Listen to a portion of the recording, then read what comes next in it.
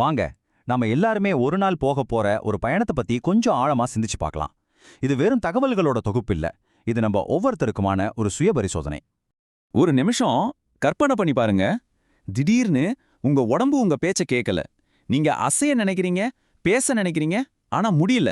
உங்க சொந்த உடம்புலயே நீங்க ஒரு கைதி மாதிரி ஆகிட்டீங்க. இப்பதாங்க அந்த பயணத்தோட முதல் கட்டம் ஆரம்பிக்குது. இது உடம்புக்கும் உயிருக்கும் நடுவுல நடக்கிற ஒரு பயங்கரமான போராட்டம். இதத்தான் சக்கராத்துல் மவுத், அதாவது மரண வேதனைன்னு சொல்லுவாங்க. இது சும்மா வர்ற வழி இல்ல. உங்க உயிரையே உள்ள இருந்து யாரோ புளிஞ்சு எடுக்கிற மாதிரி ஒரு உணர்வு. உங்க கை கால் எல்லாம் அப்படியே மரத்து போகும். ஒவ்வொரு மூச்சும் ஒரு பெரிய போராட்டமா மாறும். தொண்டை வறண்டு போய் உதடு ஒட்டிக்கும்.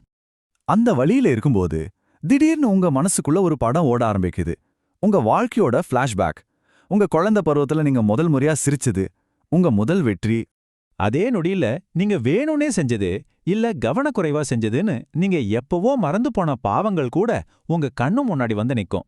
ஒரு முழு வாழ்க்கை, நல்லது கெட்டது எல்லாமே ஒரே ஒரு செகண்ட்ல உங்க மனக்கண்ல வந்துட்டு போகும். அந்த ஒரு கணம் இந்த உலகத்துல நேரம் அப்படியே நின்னு போன மாதிரி உங்களுக்கு தோணும். அப்போதான் இந்த குரான் வசனத்தோட முழு அர்த்தமும் உங்களுக்கு உரைக்கும். ஆமா, இதுதான் நாம எல்லாரும் சந்திக்க வேண்டிய அந்த தவிர்க்க முடியாத உண்மைன்னு புரியும். நீங்க ரொம்ப பலவீனமா இருக்கிற இந்த நேரத்துல தான் சைத்தான் அவனோட கடைசி முயற்சியை செய்வான். உங்க காதுல வந்து மெதுவா கிசுகிசுப்பான். பாத்தியா, எல்லாரும் உனக்காக வேண்டிக்கிறாங்க, ஆனா நீ செத்துட்டு இருக்க. எங்க போனா உன் இறைவன் அப்படின்னு சொல்லி உங்க நம்பிக்கையை உடைக்க பாப்பான். ஆனா ஒன்னு தெரிஞ்சுக்கோங்க, இந்த உயிர் பிரியற தருணம் எல்லாருக்கும் ஒரே மாதிரி இருக்காது. நீங்க எப்படிப்பட்ட வாழ்க்கைய வாழ்ந்தீங்களோ அதை பொறுத்து தான் அந்த அனுபவமே முற்றிலும் வேற மாதிரி இருக்கும். நீங்க ஒரு நல்ல நம்பிக்கையாளரா வாழ்ந்திருந்தா பிரகாசமான முகத்தோட வானவர்கள் வந்து, அமைதியான ஆத்மாவே உன் இறைவனோட மன்னிப்பை நோக்கியும் அவனோட பொருத்தத்தை நோக்கியும் வந்துடுன்னு ரொம்ப மென்மையா அவங்கள அழைப்பாங்க. ஒரு பாத்திரத்துலன்னு தண்ணி எப்படி சுலபமா ஊத்துமோ அப்படி உங்க உயிர் பிரியும். ஆனா ஒருவேளை நீங்க உண்மையா மறுத்து வாழ்ந்திருந்தா நிலைமை அப்படியே தலைகீழா இருக்கும். உங்க உயிர் உடம்ப விட்டு வெளியே வரமாட்டேன்னு உடம்புக்குள்ளேயே ஓடி ஒளியும். அது ரொம்ப கொடூரமான வன்மையான ஒரு போராட்டமா இருக்கும். இப்போ உங்க உயிர் உங்க உடம்பு விட்டு பிரிஞ்சாச்சு, ஆனா உங்க பயணம் இன்னும் முடியல. இப்போ நீங்க ஒரு பார்வையாளர். உங்க உடம்புக்கு இந்த உலகத்துல நடக்க போற கடைசி நிகழ்வுகளை நீங்க வேடிக்கை பார்க்க போறீங்க. நீங்க பார்த்து பார்த்து மெருகேத்துன உங்க உடம்ப இப்போ குளிப்பாட்டி ஒரு சாதாரண வெள்ளை துணியில சுத்திடுறாங்க. உங்க குழந்தைங்க அப்பா எப்ப வருவாங்கன்னு கேக்குறத நீங்க கேக்குறீங்க. உங்க நண்பர்கள் உங்களை தூக்கிட்டு போறத நீங்க பாக்குறீங்க.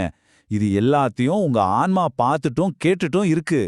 முகமது நபி ஸல்லல்லாஹு அலைஹி வஸல்லம் அவங்களோட இந்த வார்த்தைகள் எவ்வளவு உண்மையானது பாருங்க.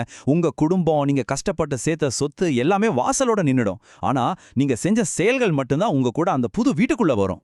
பயணத்தோட அடுத்த கட்டம், அந்த தனிமையான கலரைக்குள்ள உங்க முதல் விசாரணை ஆரம்பமாகுது. நீங்க இப்போ இருக்கிற இந்த உலகத்துக்கு பேரு தான் பர்சக். அதாவது மரணத்துக்கும் இறுதி தீர்ப்பு நாளுக்கும் நடுவுல ஆன்மாக்கள் தங்கி இருக்கிற ஒரு இடைப்பட்ட நிலை. முன்கர், நக்கீர்னு 2 வானவர்கள் வருவாங்க. அவங்களோட முதல் கேள்வி இதுதான்: மன் ரப்புகா, உன் இறைவன் யார்? அடுத்த கேள்வி மா தீனுக்கு, உன் மார்க்க என்ன? கடைசியா மன் ஹாதர் ரஜூல், உன்னிடம் அனுப்பப்பட்ட இந்த மனிதர் யார்?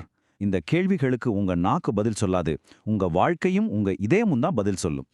நீங்க உண்மையா வாழ்ந்திருந்தா ஒரு நொடி கூட யோசிக்காம என் இறைவன் அல்லாஹ், என் மார்க்கம் இஸ்லாம், எனக்கு அனுப்பப்பட்டவர் அல்லாவின் தூதர் முகமது ஸல்லல்லாஹு தைரியமா சொல்வீங்க. அப்போ நீங்க செஞ்ச நல்ல காரியங்கள் எல்லாம் உங்களை சுத்தி ஒரு கவசம் மாதிரி நிக்கும். சொர்க்கத்தோட ஒரு ஜன்னல் உங்களுக்காக திறக்கப்படும். ஆனா கடவுளையே மறுத்து வாழ்ந்தவரால பதில் சொல்ல முடியாது. அவங்க தடுமாறும் போது அந்த கல்லறை அவங்கள நெருக்க ஆரம்பிக்கும். நரகத்தோட சூட அவங்கள தாக்க தொடங்கும்.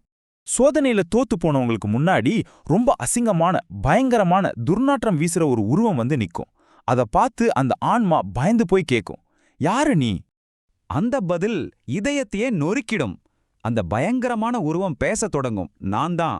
நீ இந்த உலகத்துல செஞ்ச கெட்ட காரியங்கள், நீ ரொம்ப ஆசையா செஞ்ச பாவங்கள். இனிமே நான் நிரந்தரமா உன் கூட தான் இருப்பேன். இப்ப நான் உங்ககிட்ட நேரா வரேன். இந்த விளக்கம் உங்களை பயமுறுத்துறதுக்காக இல்ல, யோசிக்க வைக்கிறதுக்காக, நாம மாத்திக்கிறதுக்கான ஒரு வாய்ப்பு. நீங்க இந்த விஷயத்தை இப்ப கேட்கறது ஒரு சாதாரண விஷயம் இல்ல. இது ஒரு நினைவூட்டல். ஒருவேளை இறைவன் உங்களுக்கு இன்னும் ஒரு வாய்ப்பு கொடுக்க நினைக்கலாம். இந்த கேள்வியோட நான் உங்களை யோசிக்க விடுறேன். ஒருவேளை இந்த நிமிஷமே உங்க வாழ்க்கையோட கடைசி நிமிஷமா இருந்தா, அந்த கல்லறையில கேட்கப்படுற கேள்விகளுக்கு உங்க பதில் என்னவா இருக்கும்? அந்த பதில சொல்றதுக்கு தகுதியான ஒரு வாழ்க்கையை நம்ம வாழ்ந்துட்டு இருக்கோமா? முடிவு உங்க கையில.